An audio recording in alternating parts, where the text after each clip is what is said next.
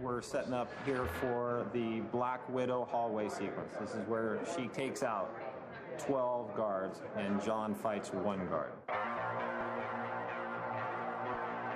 Scarlett and John come through the front door, and this is Hammer Industries. As they come through the front door, they meet up with a guard. John starts fighting. I get to fight a little bit, that is true. I did train, and I got to fight. It was fun.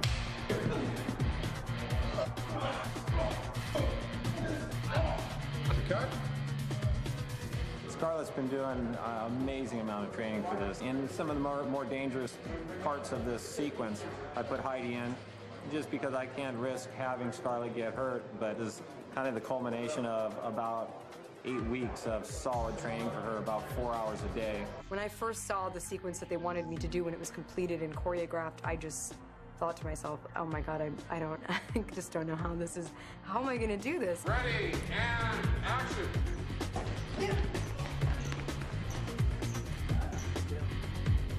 This right here, what you're seeing, is the highlight in the film for her, where we're really showing all of Scarlett's talents. Tommy Harper combined a lot of different fighting styles, and she was game for learning it all. I wanted to know what it feels like to hurdle over giant bodyguards and do all kinds of flippy things and whatever, all of that stuff.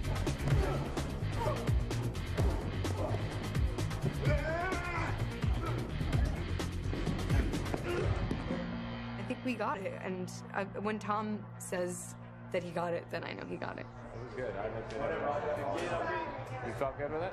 I didn't see anything. Are you sure? Yeah, I know we're gonna still pick up like specials. Yeah, you're right.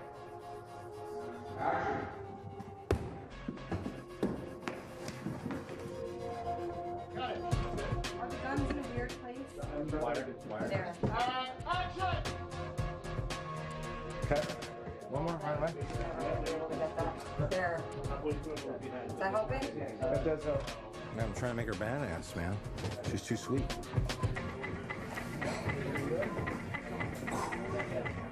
I know, I feel like it's so low, I'm practically shooting at the floor. They're wonky. Did that look like I was looking right at you? One more. He's gone. And drop the gun. It was a lot of work and it very frustrating at times. Let's do one more and just sort of cruise out. Reshoots? What reshoots? Is that low enough? Sure. Too low? Great. Which I'm sure you see on the behind the scenes, me just being like, why? You know, and wanting to get it right.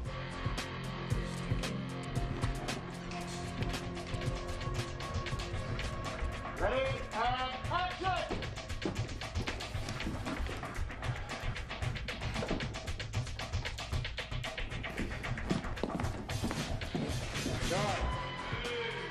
Very nice.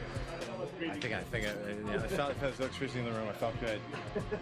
Sometimes it's one shot that makes us start thinking Marilyn Monroe with the subway. That's nice. That I like that grabbing that zoom and him having trouble holding him in the zoom. All that's fun. So let's look at it. Let's look at it from the beginning. Visual effects is one of those areas where it takes a lot of work to get it right.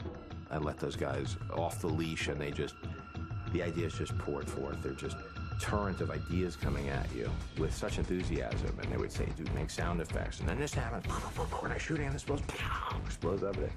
It was just great, and I would just be charmed by it. I mean, yes, we'll do it. And everybody would say, how are we going to do that? I was like, then we'll figure it out. We're not going to do all of it.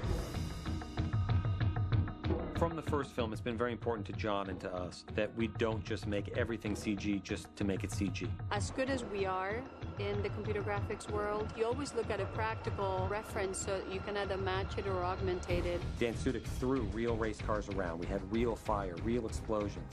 So all these decisions are being made. It's a process that takes you even through post. Everything is a rush. It doesn't matter how many months you give us, we're always sort of trying to beat the clock. A lot of ideas that would work great in 2D animated environment. As you go to 3D and previs, the ideas that seem right stick and the ones fall away that don't. And then you start to see that there's certain adjustments that have to be made, but the spark and the core and the inspired ideas, try to really nurture that and preserve that, and I will continue to as we go through post-production. We're up against it schedule-wise. We've given ourselves less time on this film than we did last time, and it's a much more ambitious project. And this was part of the fear that I had when we had started so late. Less than 2 years to do this, to come up with the story, set it up, prep it, film it, cut it, and do all the finishing touches. It's no excuse. We're gonna have to do a great film, but it does put everybody under a tremendous amount of stress. It was ambitious to begin with, and now we've got to knock it into overdrive. So there's gonna be a lot of people not sleeping. Hundreds of people not sleeping.